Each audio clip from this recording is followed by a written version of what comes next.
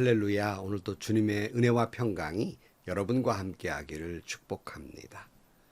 저는 늘 신앙인은 젖은 눈으로 산다 하는 말을 좋아합니다. 신앙인은 젖은 눈으로 사는 겁니다. 신앙인의 눈이 젖지 않으면 그 영혼은 사막과도 같게 될 것입니다. 왜 신앙인은 젖은 눈으로 삽니까? 첫째는 내가 주님 앞에 섰을 때마다 내 죄를 생각할 때 우리 회개의 눈물을 흘리지 않을 수 없어요. 늘 울고 다닐 수밖에 없죠. 두 번째는 그런 죄인을 위해서 예수님이 십자가에 달려 죽으시고 우리 죄를 용서하신 그 은혜를 생각하면 더욱 그 감격과 감동으로 눈물을 흘릴 수밖에 없어요. 그래서 우리는 울며 살 수밖에 없습니다. 그런데 또 하나 오늘 아침 말씀드리고 싶은 것은 무엇이냐면 곧 이웃의 아픔과 슬픔과 고통을 동감하면서 아파하면서 우리는 울 수밖에 없는 신앙인들입니다. 우는 자와 함께 울라고 말씀하신 대로 우리는 그런 사람들의 아픔을 공감하면서 젖은 눈으로 사는 것이 신앙인입니다. 오늘 또 여러분 그러기에 사막이 되는 영혼이 되지 마시고 젖은 눈으로 사는 예수님의 마음으로 사는 여러분들이 되시기를 주의 이름으로 간절히 축원합니다. 오늘 아침 하나님께서 우리에게 허락해 주신 말씀은 사무엘하 1장 17절에서 27절 말씀입니다.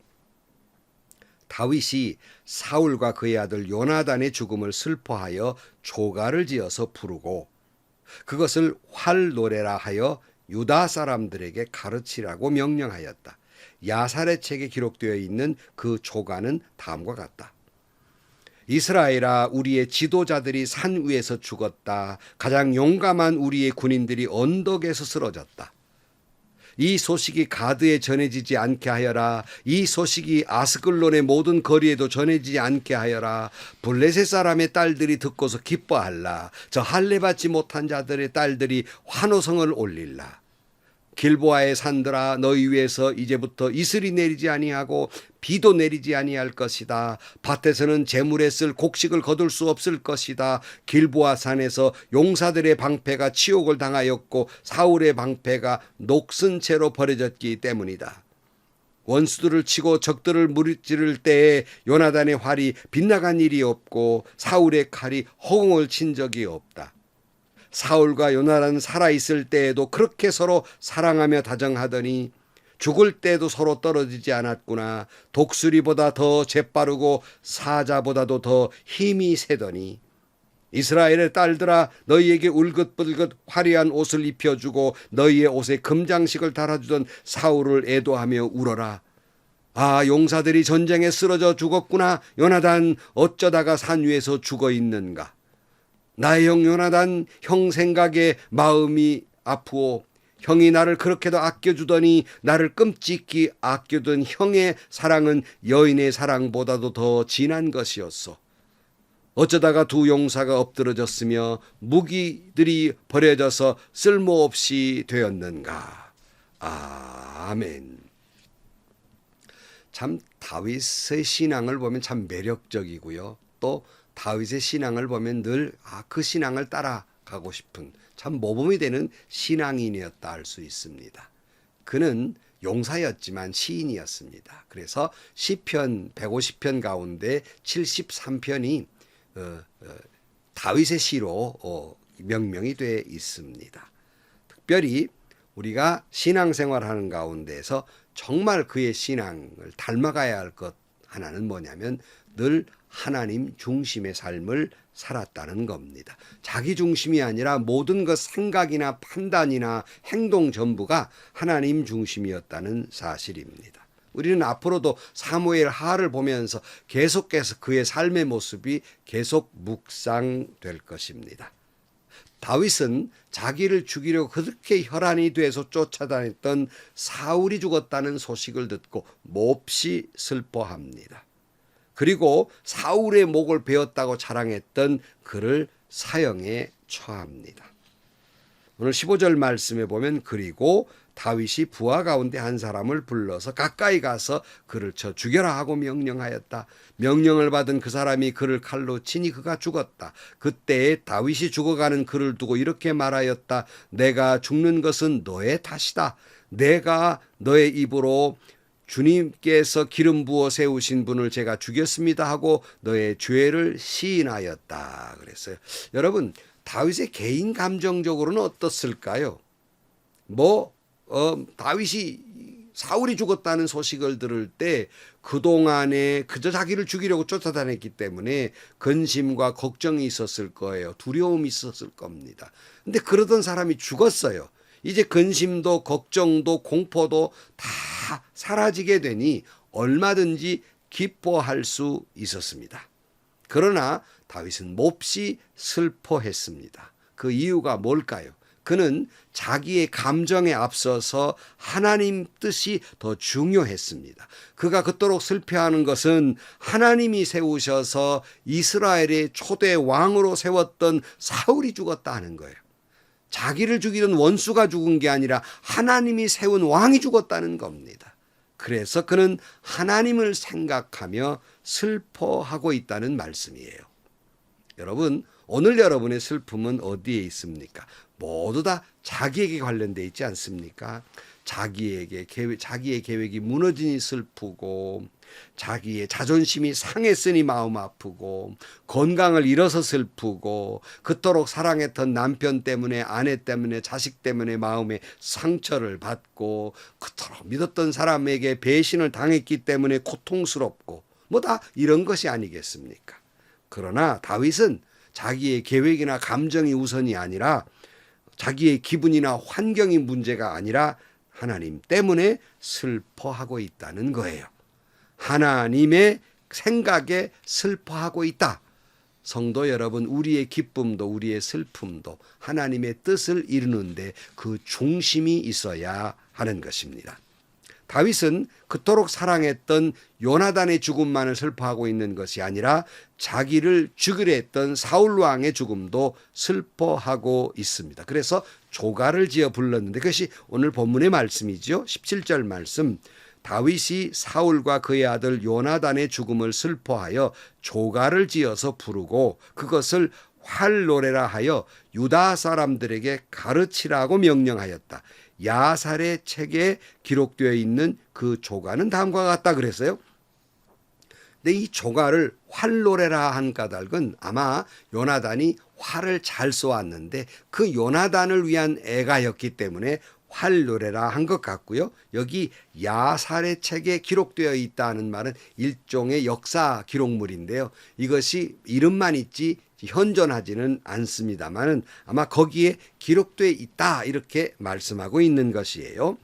그래서 다윗은 사울과 요나단의 죽음에 대해서 조가를 이렇게 부르고 있습니다. 19절 말씀. 이스라엘아, 우리의 지도자들이 산 위에서 죽었다.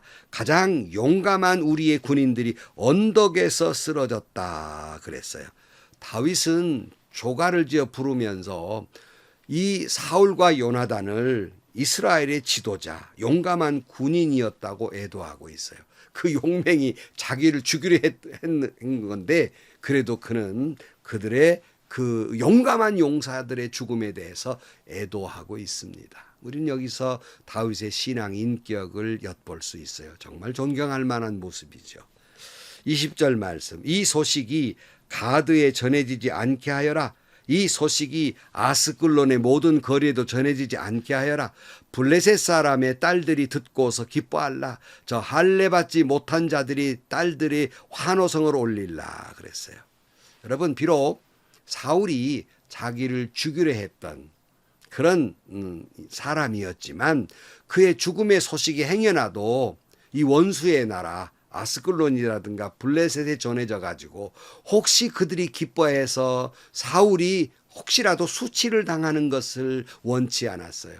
보통 사람 같으면 그렇잖아요. 나하고 그렇게 나를 미워했던, 나를 그렇게 실망시켰던 그 사람, 이게 모욕을 당해도 싸지, 수치를 당해야지, 이런 생각 10번 100번 하잖아요. 그러나 다윗은 그걸 원치 않았습니다. 비록 자기를 죽이려 했던 원수였지만 그는 용사였고 하나님이 세운 종이었다는 겁니다. 결코 그것을 기뻐하지 않았습니다. 그러지 못하도록 하여라 하는 이야기예요. 그리고 그 다음에 21절 말씀에 보면 길보아 산들아 너희 위에서 이제부터 이슬이 내리지 아니하고 비도 내리지 아니할 것이다. 밭에는 재물에 쓸 곡식도 거둘 수 없을 것이다. 길보아 산에서 용사들의 방패가 치욕을 당하였고 사울의 방패가 녹슨 채로 버려졌기 때문이다 라고 말하면서 다윗은 얼마나 슬펐는지 사울 왕이 죽은 산을 저주하기까지 할 만큼 그는 슬퍼하고 있습니다. 25절 용사들이 전쟁에 쓰러져 죽었구나. 요나단 어쩌다가 산 위에서 죽어 있는가. 나의 형 요나단 형 생각에 나의 마음이 아프오. 형이 나를 그렇게도 아껴주더니 나를 끔찍히 아껴준 형의 사랑은 여인의 사랑보다 더 진한 것이었어. 어쩌다가도 용사가 엎드러졌으며 무기가 버려져 쓸모없이 되었는가. 정말 그 내용 하나하나가 얼마나 마음 깊이 슬퍼하고 있는가. 그냥 외식적인 말이 아니에요. 진심으로 그는 슬퍼하고 있어요. 그러면서 온 이스라엘아 함께 슬퍼하자고 요청하고 있어요. 22절 말씀에 보면 원수들을 칼 치고 적들을 물리칠 때 요나단의 활이 빗나간 일이 없고 사울의 칼이 허공을 친 적이 없다. 사울과 요나단은 살아있을 때에도 그렇게 서로 사랑하며 다정하더니 죽을 때에도 서로 떨어지지 않았구나. 독수리보다 더 재빠르고 사자보다 더 힘이 세더니 이스라엘의 딸들아 너에게 울긋불긋 화려한 옷을 입혀주고 너희의 옷에 금장식을 달아주던 사울을 애도하며 울어라 그랬어요. 그 용맹했던 사울, 요나단 그들을 위해서 같이 울라라고 말하고 있습니다. 여러분 가만히 다시 생각해 보면요. 이 다윗의 극도의 슬픔은 하나님을 생각한 슬픔이기도 하지만 백성을 생각한 슬픔이기도 합니다.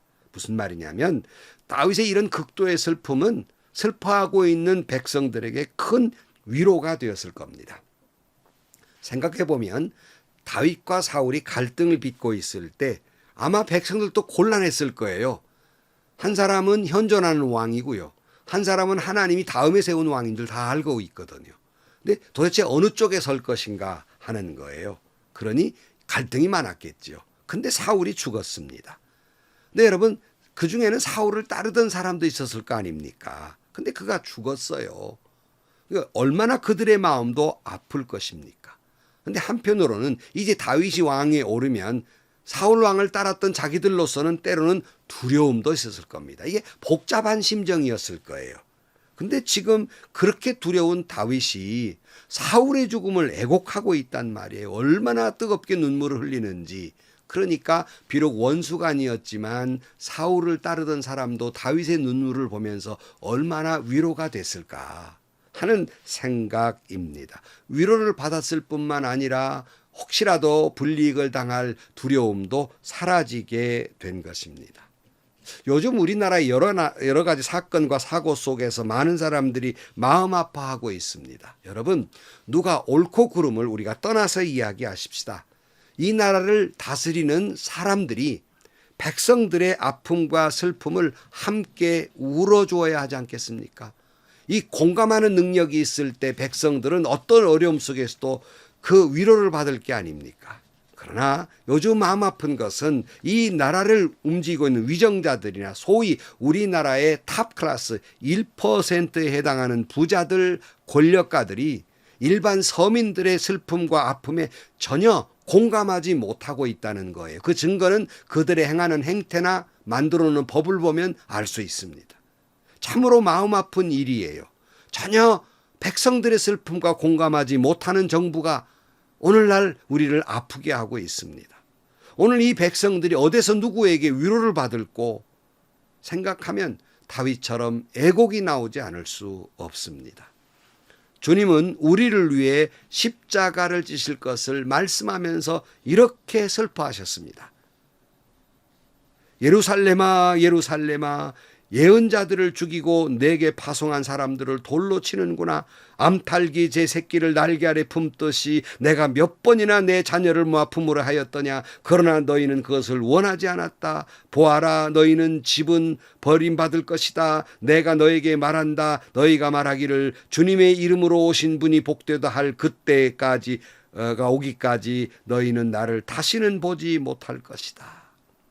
예수님은요, 예루살렘을 보면서 우셨어요. 누가복음 19장 41절에도 예수께서 예루살렘 가까이 오셔서 그 도성을 보시고 우셨다. 단순히 예루살렘 성을 위해서 우신 게 아닙니다. 오늘 우리 모두를 위해서 우신 거예요.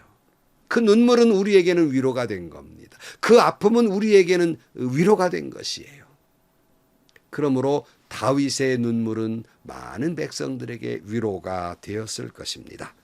사랑하는 성도 여러분, 우리 믿는 신앙인들은 젖은 눈으로 살아야 합니다. 처음에 말씀드린 대로 내 죄가 크기 때문에 회개의 눈물을 흘리며 살아야 하고, 그 큰 죄인을 용서하시기 위해 예수님이 십자가를 지기까지 내게 은혜를 베풀었기에 무엇으로도 갚을 수 없는 그 은혜의 감격과 감동의 눈물을 흘려야 하겠으며, 그 예수님이 그토록 사랑하는 내 이웃들의 아픔과 고통을 생각하면서 공감하는 눈물을 흘려야 할 것입니다. 로마 12장 15절 말씀에 기뻐하는 사람들과 함께 기뻐하고 우는 사람들과 함께 우십시오. 서로 한 마음이 되고 교만한 마음을 품지 말고 비천한 사람들과 함께 사귀고 스스로 지혜가 있는 체 하지 마십시오. 그랬어요. 바로 이것이 신앙인이 걸어가야 할 길입니다. 기도하겠습니다. 주님, 우리 안에 있는 분노와 미움과 정죄와 이런 마음을 제하여 주옵시고, 예수님처럼 긍휼과 용서와 사랑의 눈물을 품으며 살게 하여 주옵소서. 우리의 사랑의 눈물의 병이 가득 차게 하여 주옵소서. 나라를 위해서, 교회를 위해서, 그리고 이웃을 위해서 울게 하여 주옵소서. 주님의 슬픔이, 주님의 아픔이 우리에게 위로가 되었던 것처럼 우리의 눈물이 많은 사람들에게 위로가 되는 시냇물이 되게 하여 주옵소서. 예수님의 이름으로 기도하옵나이다. 아멘. 여러분, 다윗의 눈물은 하나님을 생각한 눈물이기도 하고 백성들을 생각한 눈물이기도 했습니다. 오늘 우리도 눈물로 살아야 합니다.